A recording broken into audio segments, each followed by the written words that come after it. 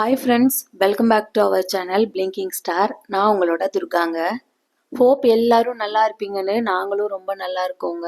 இந்த வீடியோ பார்த்தீங்கன்னா ஒரு 15 நாளைக்கு முன்னாடி எடுத்தது. லேட்டாக போஸ்ட் பண்ணுறேன் அப்படிலாம் நினச்சிக்காதீங்க. வேலை எனக்கு இப்போ 2-3 டேஸ் பிஃபோர் தான் முடிஞ்சது. என்ன அப்படின்றதெல்லாம் நீங்கள் தம்ப்நெயிலே பார்த்துருப்பீங்க. ஆமாங்க, நம்மளோட புது வீட்டில் அங்கங்கே நிறைய கிராக் இருக்குது. கிராக்கு அப்படின்ற உடனே நான் ஆரம்பத்தில் பயந்துட்டேன்.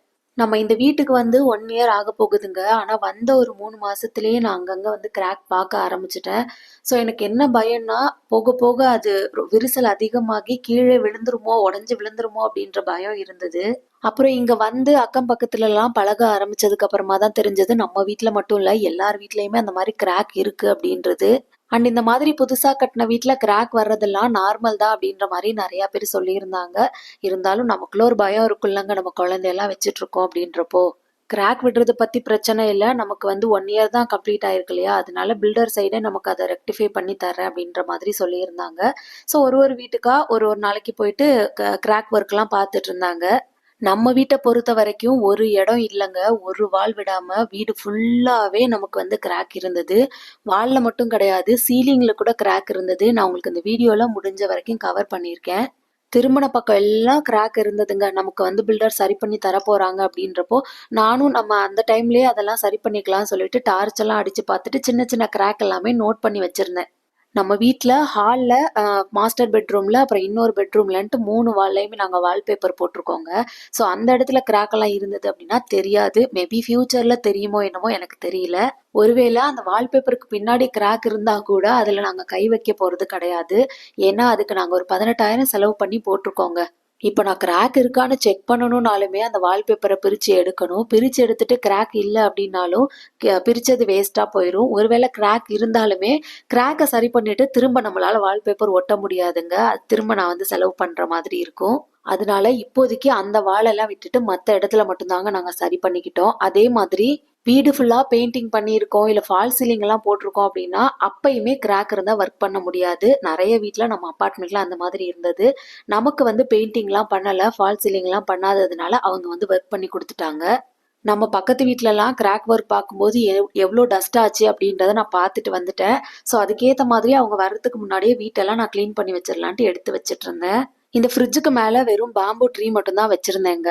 அந்த ட்ரே எல்லாமே சும்மா இருந்தது, கிச்சனில் யூஸ் பண்ணாமல் இருந்ததுன்னு சொல்லிட்டு அதெல்லாம் எடுத்துகிட்டு வந்து இந்த ஃப்ரிட்ஜ் மேலே வச்சு அந்த செட்டப்பை அன்னைக்கு தான் நான் பண்ணியிருந்தேன். இப்போ திரும்ப அது டஸ்டெல்லாம் படுன்றதுனால அதை எடுக்க வேண்டியதாக போயிடுச்சு. அப்புறம் கிச்சனில் நமக்கு வந்து கிராக் எங்கேயுமே இல்லை.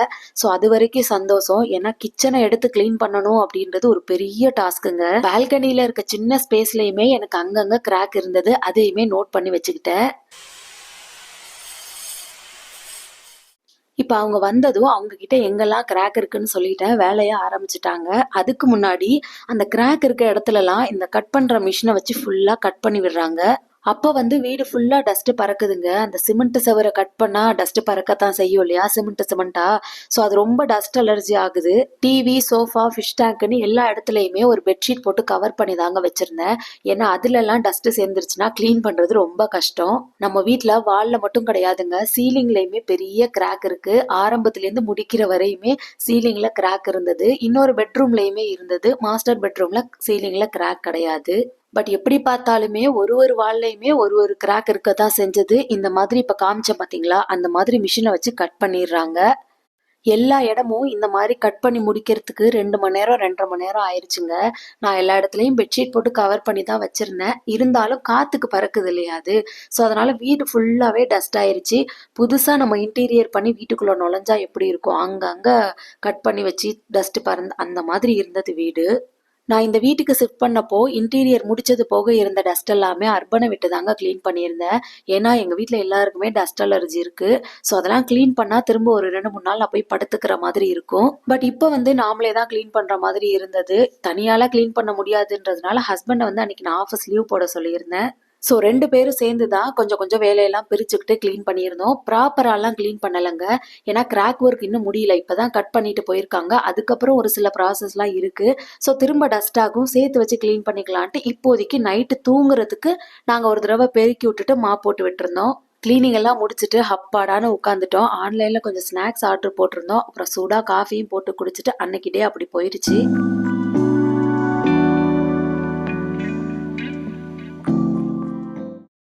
இப்போ இங்க நடக்கிற வேலையெல்லாம் பார்த்தீங்கன்னா, 1 வாரத்துக்கு அப்புறம் நடக்குதுங்க. அதுக்கு முன்னாடியே அந்த கிராக் போட்ட இடத்துக்கெல்லாம் ஒரு பேஸ்ட் வந்து அப்ளை பண்ணிட்டு போனாங்க. அது காயறதுக்கு ஒரு 2 டேஸ் எடுத்தது. அதுக்கப்புறமா பட்டி பார்க்கணும்னு சொல்லுவாங்க. ஸோ பட்டியெல்லாம் பார்த்ததுக்கு அப்புறமா, அது நல்லா காஞ்சதுக்கு அப்புறமா, இப்ப இங்க பார்த்துட்டு இருக்கீங்க இல்லையா? சால்ட் பேப்பர் போட்டு தேய்க்கிறது, அந்த வேலை பார்ப்பாங்க. ஸோ அந்த சர்ஃபேஸ ஃபுல்லா ஈவன் ஆக்கி விட்டுட்டு தான் பெயிண்ட் எல்லாம் பண்ணுவாங்க வீடு ஃபுல்லா.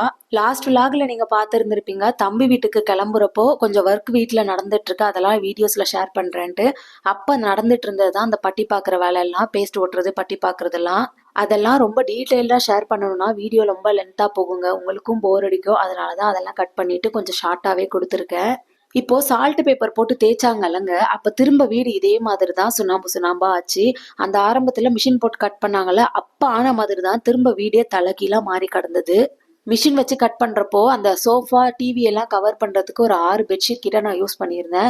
அத அப்படியே துவைக்காம ஒரு பேக்ல எடுத்து வச்சிருந்தேங்க. ஏன்னா இந்த ஒர்க்குக்கு திரும்ப எனக்கு தேவைப்படும்ல. ஸோ திரும்ப அதெல்லாம் போத்தி வச்சுட்டு வேலையெல்லாம் முடிஞ்சதும் மொத்தமா துவைச்சுக்கலான்னு தோணுச்சு. இந்த ட்ரைபாட்ல பாருங்க, ஜஸ்ட் ஒரு தட்டு தட்டுனதுக்கு எவ்வளவு சுண்ணாம்பு விழுதுன்னு. அப்ப மொத்த வீட்டுக்கும் எந்த அளவுக்கு டஸ்ட் இருந்திருக்கும்னு யோசிச்சு பாருங்க. நான் ஸ்கூல் படிக்கும்போது பொங்கல் வரும்போது வீட்டுக்கு வெள்ளை அடிப்பாங்கங்க. அந்த வெள்ளை அடிக்க போறாங்கன்னு எனக்கு தெரிஞ்சு போச்சு அப்படின்னா 2, 3 நாளாவே படிக்கிற வேலை இருக்குன்னு சொல்லி எங்கேயாவது வெளியில ஓடி போயிருவேன். ஏன்னா எனக்கு தெரியும் அந்த நேரத்துல நம்ம அங்க இருந்தோம் அப்படின்னா இந்த மாதிரி தூசு தட்டுறது, கழுவி விடுறது, மாப் போடுறது, இந்த வேலையெல்லாம் நம்ம கிட்ட தான் கொடுப்பாங்கன்னு. கல்யாணத்துக்கு முன்னாடி எனக்கு பிடிக்காத வேலைன்னா இந்த தூசி தட்டு, டஸ்ட் எல்லாம் தட்டி கிளீன் பண்றது தாங்க. ஆனா இப்போ கல்யாணத்துக்கு அப்புறம் முழு நேர வேலையா அதையே தான் பார்த்துட்டு இருக்கேன். அதையே ஒரு சேனலா ஸ்டார்ட் பண்ணி நான் பண்ற வேலைய உங்களுக்கும் ஷேர் பண்ணிட்டு இருக்கேன். நீங்களும் விரும்பி அத பார்த்துட்டு இருக்கீங்க அப்படின்னா, எந்த அளவுக்கு என் லைஃப் மாறி இருக்கு அப்படின்றத நீங்க பாருங்க. உங்களுக்கும் அதே மாதிரியே இருந்தது அப்படின்னா கமெண்ட்ல சொல்லுங்க. தம்பி வீட்டுக்கு பூஜைக்கு போயிருந்தேன்லங்க, அப்ப அம்மா அங்க வந்திருந்தாங்க. அங்க ஒரு 2, 3 நாள் இருந்துட்டு நம்ம வீட்டுக்கு வந்திருந்தாங்க. ஸோ வந்த நேரம் நல்ல நேரமா இருக்கு. நமக்கு கொஞ்சம் யூஸ்ஃபுல்லா இருக்குமேன்னு தோணுச்சு. ஸோ இந்த தனியா நின்னு எல்லாத்தையும் கிளீன் பண்ண முடியாது இல்லையா? அம்மாவும் கொஞ்சம் ஹெல்ப் பண்ணிட்டு இருந்தாங்க.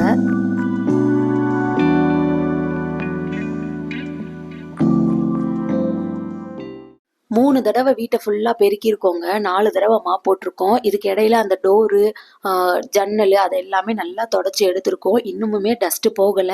இன்னமும் அப்படியே மாப் போட போட தான் வீடு இன்னும் பளிச்சுன்னு ஆகும். டஸ்ட் எல்லாம் ப்ராப்பரா கிளீன் ஆகும். புது வீடு மாதிரி நல்லா பளிச்சுன்னு இருந்ததுங்க. அம்மா கொஞ்சம் ஹெல்ப்புக்கு இருந்ததுனால ஒரு 2 மணி நேரத்திலே வீடு ஃபுல்லா ப்ராப்பரா கிளீன் பண்ணி முடிச்சிட்டோம். மிச்சம் மீதி இருந்ததெல்லாம் கொண்டு போய் பால்கனில வச்சாச்சு. அதெல்லாம் பொறுமையா கிளீன் பண்ணிக்கணும். இதோட வேலை முடியலங்க. இன்னமும் ஒரு சில வேலை எல்லாம் இருக்கு வீட்டுக்கு. அதெல்லாம் நெக்ஸ்ட் வீடியோல நான் உங்களுக்கு ஷேர் பண்றேன். இந்த வீடியோ பிடிச்சிருந்தா லைக் பண்ணிட்டு நம்ம சேனலையும் சப்ஸ்கிரைப் பண்ணிக்கோங்க. Thank you friends.